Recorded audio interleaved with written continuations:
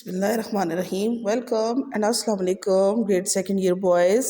امید ہے آپ سب خیر خیریت سے ہوں گے اور اپنی خیریت کے ساتھ ساتھ آپ لوگوں نے جو آپ کو ویکیشنز بھی لیے ان کو انجوائے بھی کرنا ہے، لیکن ان کے ساتھ ساتھ پڑھنا بھی آپ کے لیے بہت زیادہ ضروری ہے، کیونکہ اسٹوڈنٹس آپ کے پاس اب ٹائم بہت کم رہ گیا ہے.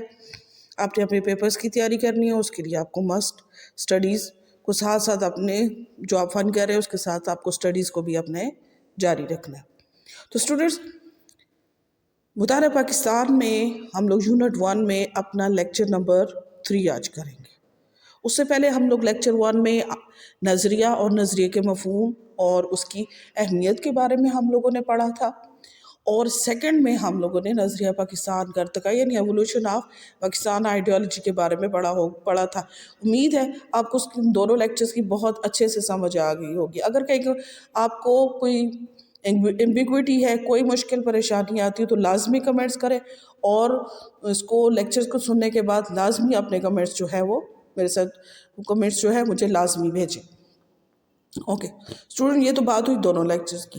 آج ہم لوگ جو ہے مطالعہ پاکستان میں اپنا جو ہے وہ تیسرا لیکچر، یعنی آج ہم پڑھیں گے جی نظریہ پاکستان کے اجزائے ترکیبی کے بارے میں، یعنی basic elements of the ideology of Pakistan کے بارے میں، کہ نظریہ پاکستان جو ہے اس کے اجزائے ترکیبی کیا ہے اور نظریہ پاکستان کی جو بنیادی عناصر ہے وہ کون سے ہیں. تو سب سے پہلے بات یہ ہے کہ نظریہ پاکستان کے اجزائے ترکیبی میں بنیادی عناصر کتنے ہیں؟ 4. کون کون سے؟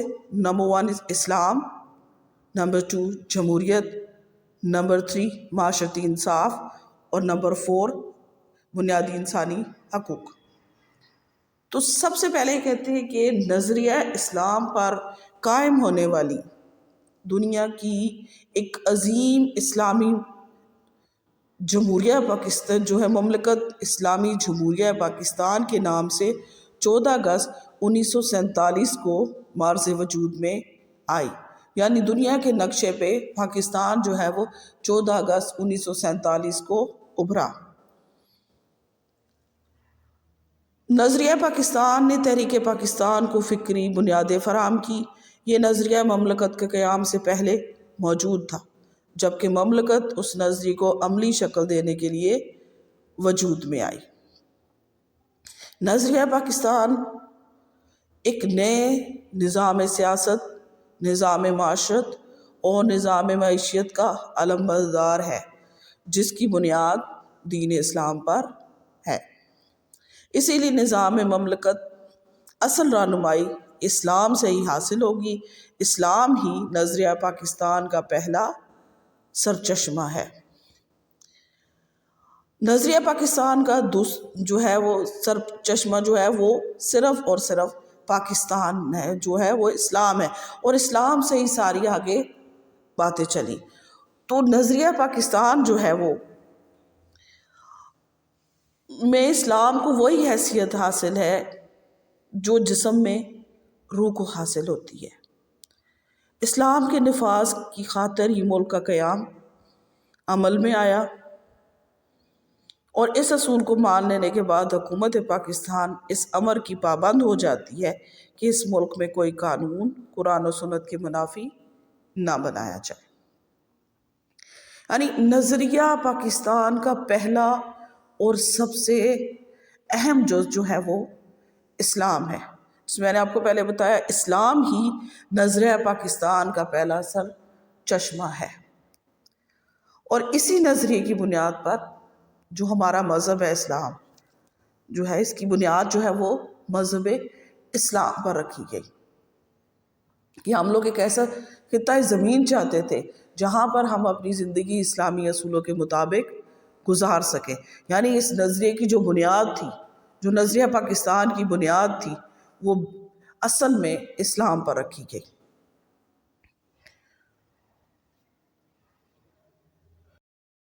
ہندوستان میں مسلمانوں کی جو الگ قومیت کی بنیاد تھی وہ مذہب ہی تھا، کیونکہ ہم لوگ ایک خدا کو ماننے والے، ایک اللہ تعالیٰ کی عبادت کرنے والے، وہ کئی بتوں کو ماننے والے، اور ان کا مذہب جو تھا وہ بہت ایمبیگوٹی سے بھرا، یعنی اس میں بہت زیادہ تھے، وہ کوئی پتھروں کی پوجا کر رہا ہے، کوئی سانپ کی کر رہا ہے، کوئی سورج کی کر رہا ہے، کوئی پانی کی کر رہا ہے، مختلف قسم کی ایسی ان میں توہمات ان میں بہت زیادہ موجود تھی۔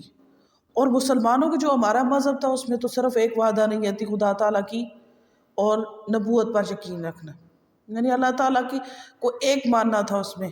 اور ہماری جو الگ قومیت کی بنیاد تھی وہ مذہب ہی تھا، اور اسی بنیاد پر دو قومی نظریہ جو تھا وہ وجود میں آیا، جو بعد میں نظریہ پاکستان کی شکل اختیار کر گیا۔ کلیئر ہو گیا؟ اب سیکنڈ نمبر پہ آ جاتی ہے جی جمہوریت۔ جمہوریت جو ہے وہ کی اساس، یعنی اس کی جو بنیاد ہوتی ہے وہ اکثریت کی رائے کا احترام ہے۔ کہ جمہوریت جو ہوتی ہے وہ جس کی بنیاد بنتی ہے کہ میجورٹی جو ہے ان کی جو رائے ہے اس کو رسپیکٹ دی جائے، مگر اس کے ساتھ ساتھ کیا ہے کہ اقلیت کے حقوق کا بھی تحفظ اور اظہار رائے کی آزادی بھی جمہوریت کا لازمی حصہ ہے۔ کہ صرف یہ نہیں کہ میجورٹی کو آپ لوگ جو ہے وہ پریفرنس ہو، بلکہ اس کے ساتھ ساتھ اب جو مائنورٹیز ہیں ان کے بھی رائٹس کا بھی خیال کرنا جو ہے جمہوریت کے لیے بہت ضروری ہے۔ یعنی ڈیموکریٹک گورنمنٹ وہ ہوتی ہے جس میں میجورٹی کے ساتھ ساتھ مائنورٹیز کو بھی وہی رائٹس ملتے ہیں جو کہ میجورٹی کو ملتے ہیں۔ اچھا، اب کہتے ہیں نظریہ پاکستان جو ہے وہ اس امر کا بھی تقاضا کرتا ہے کہ مملکت اسلامیہ پاکستان کے افراد احترام رائے کے زیور سے مزین ہو، یعنی کہ وہ احترام اپنا جو ہے ان کو احترام اپنی رائے کا وہ اظہار کر سکیں، ان میں حق دینے حق دلوانے کا جوہر موجود ہو، دوسروں کی تنقید برداشت کرنے کی صلاحیت بھی موجود ہونی چاہیے، حق بات کرنے میں برملا کہنے سے نہ کترائے اور ذاتی مفاد کو قومی مفاد پر ترجیح دینے والے ہوں، کہ نہ ہو کہ وہ اپنے ذاتی مفاد پر قومی مفاد کو ترجیح دے، اپنے مفاد کے لیے دوسروں کے حق پہ ڈاکہ نہ ڈالے۔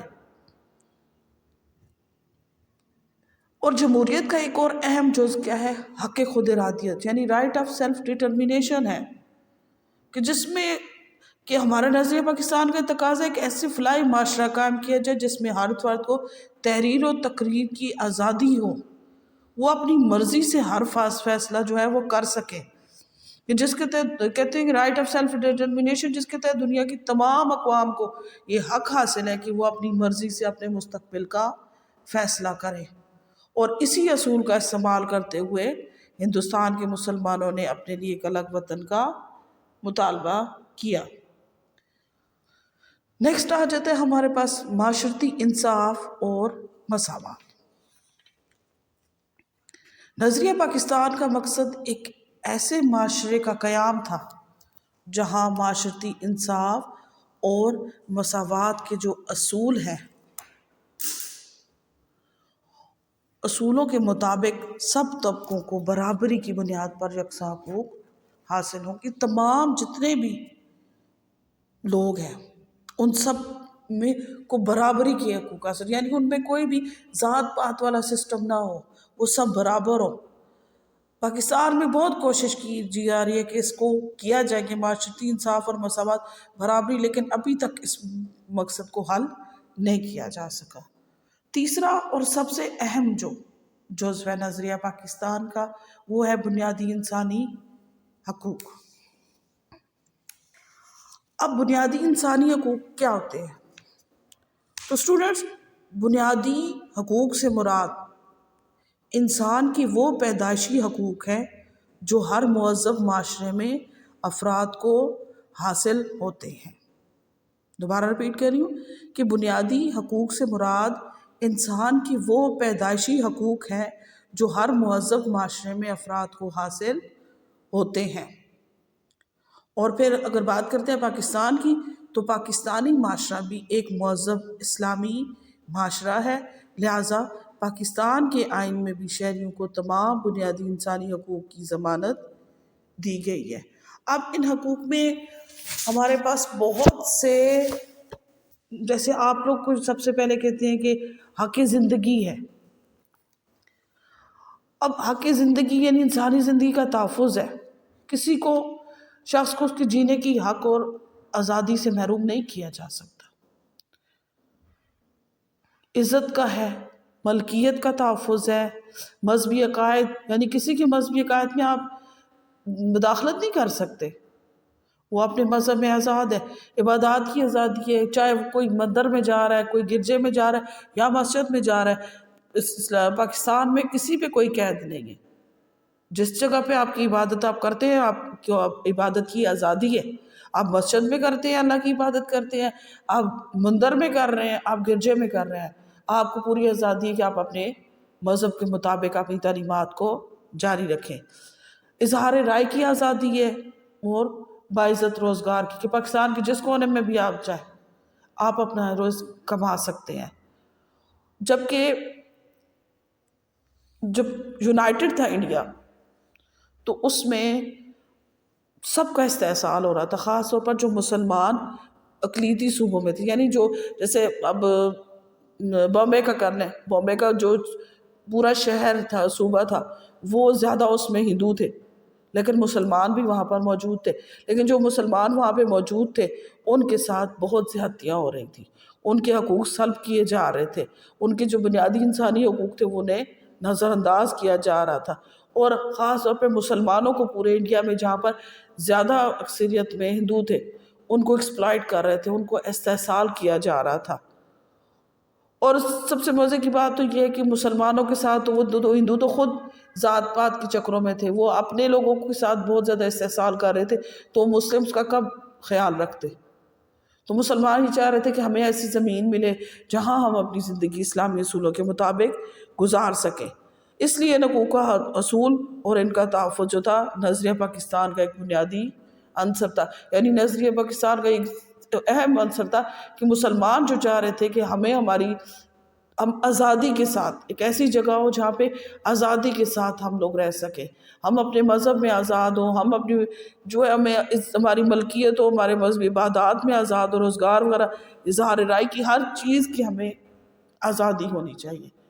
اور اس لیے جو نظریہ پاکستان جو تھا وہ آگے جا کر اس نے نظریہ جو دو قومی نظریہ تھا وہ آگے چل کے نظریہ پاکستان کا باعث بن گیا۔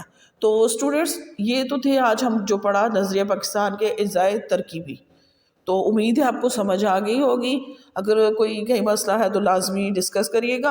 اور اسٹوڈنٹ ایک اور بات ہے کہ اسی سے ریلیٹڈ یہ جو آپ کا لیکچر نمبر 1 تھا، لیکچر نمبر 2 اور لیکچر نمبر 3، اسی سے ریلیٹڈ آج آپ کی ای اسیسمنٹ بھی آپ کے پاس آئے گی، تو لازمی اسے خود بھی اسے سالو کرنا ہے، اور اپنے سارے دوستوں کو کہیں کہ آپ لوگ جو ہیں وہ اس کو سالو کریں، اور آپ سارے جو ہیں مجھے کمنٹس کریں، مجھے جوائن کریں گوگل کلاس روم میں۔ اپنا خیال رکھیے گا۔ اوکے اسٹوڈنٹس، اللہ حافظ۔